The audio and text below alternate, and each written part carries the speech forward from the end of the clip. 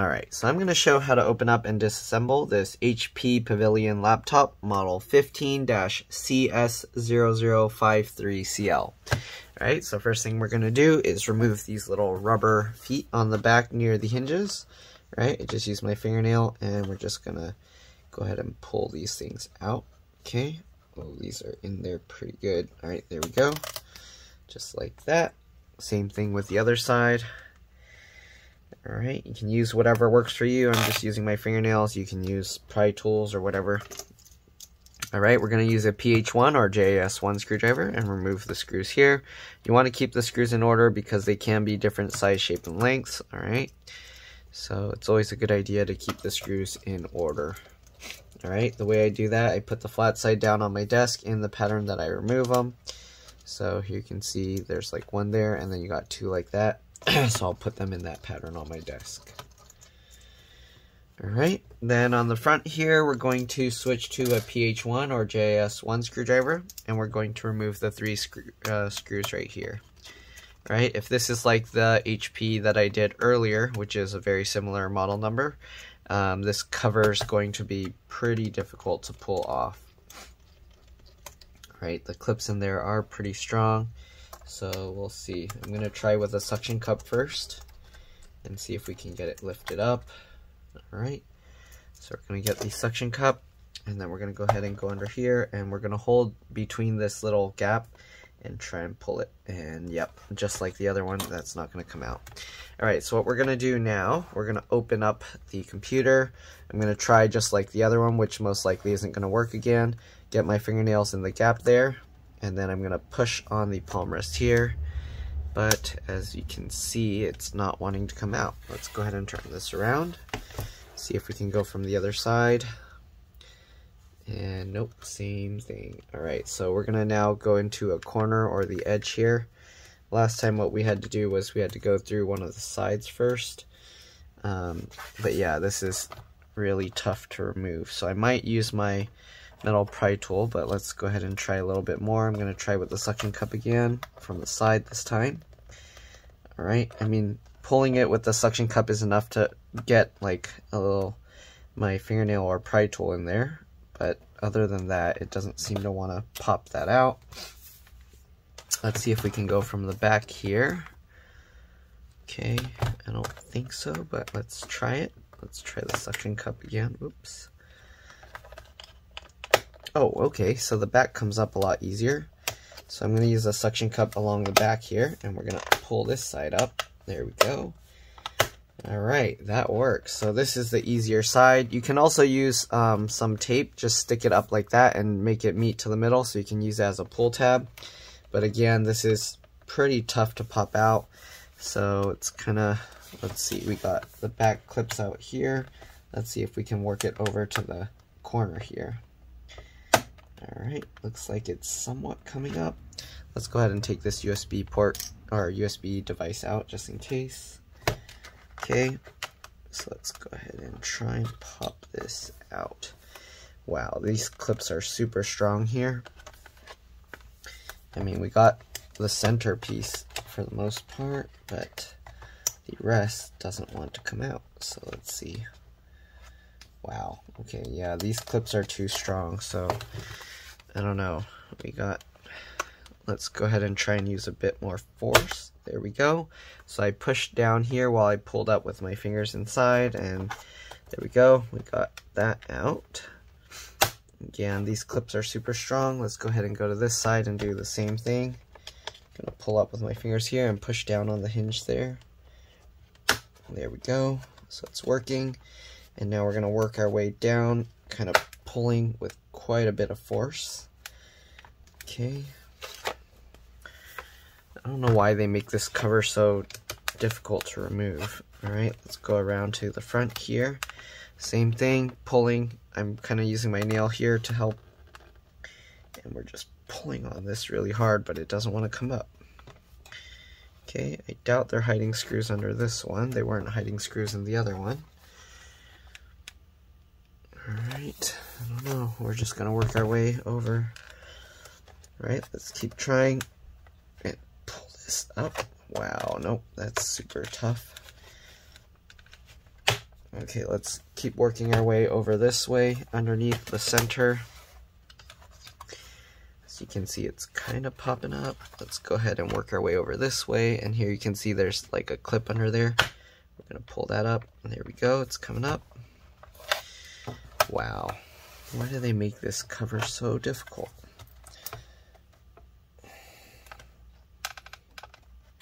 Okay, so I pulled the cover in this way with my fingers here while I kind of lifted, and there we go, we're getting this out.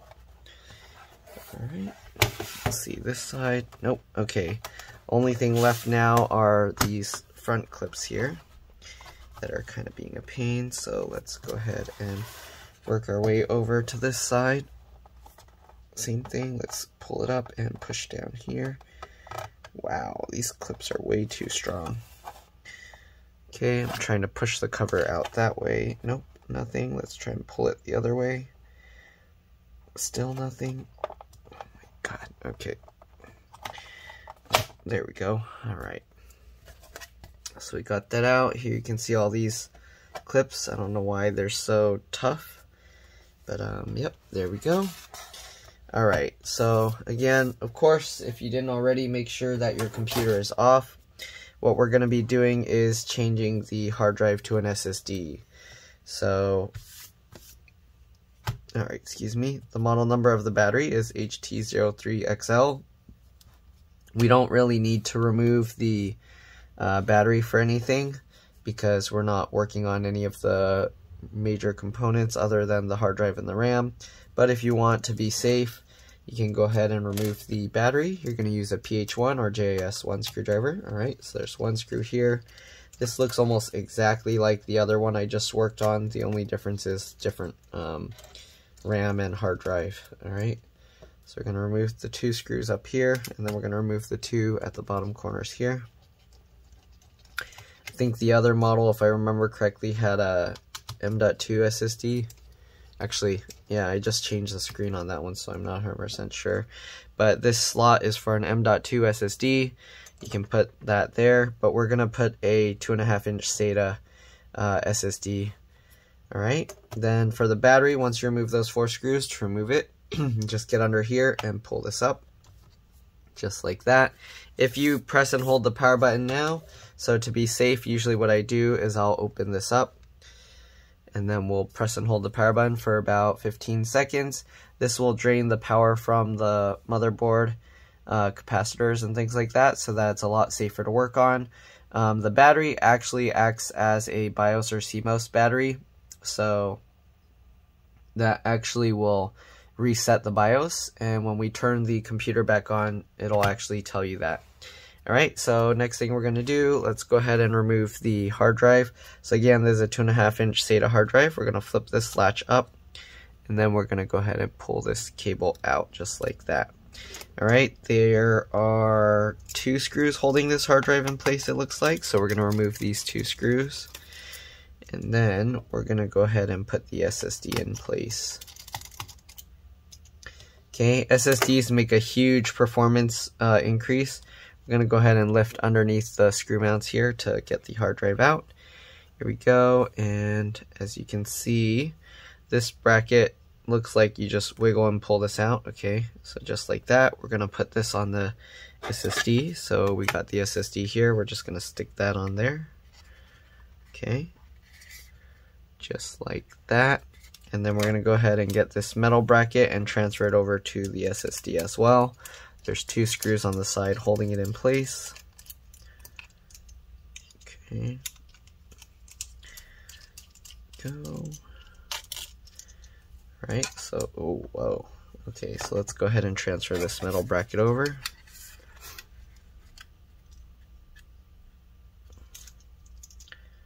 Okay, just like this. Hopefully that cable is okay. It got yanked a little bit. Alright, we're just going to loosely fit that screw for now. Get the second screw lined up and put that in. Alright, and let's go ahead and tighten them both down. Just like this. Alright, so this is a 2.5-inch SATA SSD by Kingston. There's all different kinds you can use. But yeah, price-wise, I like Kingston, SanDisk, and Crucial. Alright, so let's go ahead now and pull this connector out. So the way I do that is I get my fingernail in this gap here. Alright, and then I use that to kind of pry it and wedge it. Ooh, we don't want to pull off that black cover. Alright, so same thing with the other side, just like that. And once you get the connector loose enough, you can go ahead and pull this out. Alright, just like that. So we're going to attach this now onto the SSD. Alright, and then we're going to go ahead and just do the opposite of how we took it out. There's these little feet here that hold it in place. So you want to slide these in this way, just like that. Alright, and then push that down. Let's go ahead and put these screws back in to hold the hard drive in place. Okay. And then we'll reattach the cable. Is this not lining up right? There we go. Okay, then we'll reattach this cable. Just like that, and flip that latch down. Alright, so let's go over the other connectors that are in here. We got the keyboard backlight connector, keyboard connector. All of these have these little latches that you can flip up. I'm going to leave them in place. You got the trackpad connector here. Let's actually remove one of the sticks of RAM. So to remove the RAM, you pull these two tabs out to the side. Sorry, the camera's shaking around. Then the RAM pops up, you can pull it out. This is a 4 gig PC4 2666V. You can put any size RAM you want as long as it's PC4 2666V, alright? So there we go, we'll put the RAM back in, it goes in at an angle like that, and then while you're kind of pushing it that way, you can push it down. There we go. You got the LCD LVDS connector. If you're going to mess with this, it's very important that you press and hold the power button after removing the battery for 10 to 15 seconds. You got the speaker connector here, same as the other HP I just did, where the cable runs underneath, goes to that speaker. You got the charge port or DC jack connector here that runs along here, up this, and then under here. To remove this, again, you remove these two screws, and then you can flip the hinge open and out of the way, and then you can pull the charge port out of there, this thing here. Alright. Then you got the two USB ports on this board, which connect to the motherboard with this cable. Alright, and you got the SD card slot that goes and connects right there. That's pretty much all there is in here. So we're going to go ahead and put this back together. Let's go ahead and get the battery. Alright, if you want to see how to remove these kinds of cables, if you're not sure, you can watch a bunch of my other videos. I show how to do that in almost every video I work on. So, yeah, most of these cables are a very common type of connector. Right, it's just a flip latch. Okay, so let's go ahead and put all these screws back. They're basically all the same as the hard drive connector there that I removed. Okay. These screws in. I'm going to clean the fans a little bit. It's not very dusty, but might as well since we got it open and it was kind of a pain to get this thing open. So I'm going to move this. Alright, so I'm going to take this, clean this up with a toothbrush, blow the dust out, and then I'll be back. Alright, see you guys in a bit. Alright, so I'm back. There was only a little fine layer of dust that's cleaned out pretty well. Alright, let's go ahead and put this cover back on. Oops, let's zoom out. Okay, and then we're going to just click everything back into place. Again, this one was kind of a pain, so let's see. Hopefully everything just clicks in. We're going to go ahead and push all around the edges here. Okay, just push all around the edges, click everything down. There's also some clips in the middle, so go ahead and push all around the center as well. Just like that. Alright. And then let's get all these screws back in. Oh, nice that nut. There we go. Make sure all the edges are flush. Alright, looks like we didn't click it all in. Okay, the back looks good. Alright, all the stickers there. Okay, let's go ahead and put these screws back in. Other than that, that's pretty much all there is to it. We are going to install a clean install of Windows 10 on here. Though there are ways where you can clone over the hard drive to the SSD. So if you're just upgrading your computer and you want to keep everything as is, I have a video that shows how to do that. If you need help finding it, feel free to post a comment in the comment section below, and I'll point you in the direction for that video. Alright, So let's go ahead and put these little rubber feet back on there. Probably should have tried bending this piece back. I noticed that this one was kind of bent here. I don't know if it can be bent back. Oh, actually it can. So I probably should have done that a little bit better without the cover on, but it worked. All right, pretty good. All right, let's go ahead and put back the 3 screws at the bottom. Again, you have to switch to a PH0 or JS0 screwdriver for these. Okay, the customer said they wanted me to try and transfer their data over. Something corrupted their operating system. I think their hard drive is actually having a little tough time reading, because when I ran the disk check, it takes a really long time to finish. But when I actually check the hard drive with the software, for some reason they all say it's okay. So it might be like a small error that just corrupted the operating system. Right, anyways, that's pretty much it. I'm gonna boot the Windows USB here. So hopefully this video helped you guys. If it did, make sure to like, subscribe, and share my channel with others so that they can also learn how to fix their devices. If this video saved you a bunch of money, please consider contributing a little bit to the channel so that I can continue making these videos for a living. These are customers' computers. I actually do these repairs for a living, but as I continue to make more and more videos and people learn how to fix these things themselves, then of course what I earn from making these, doing these repairs goes down.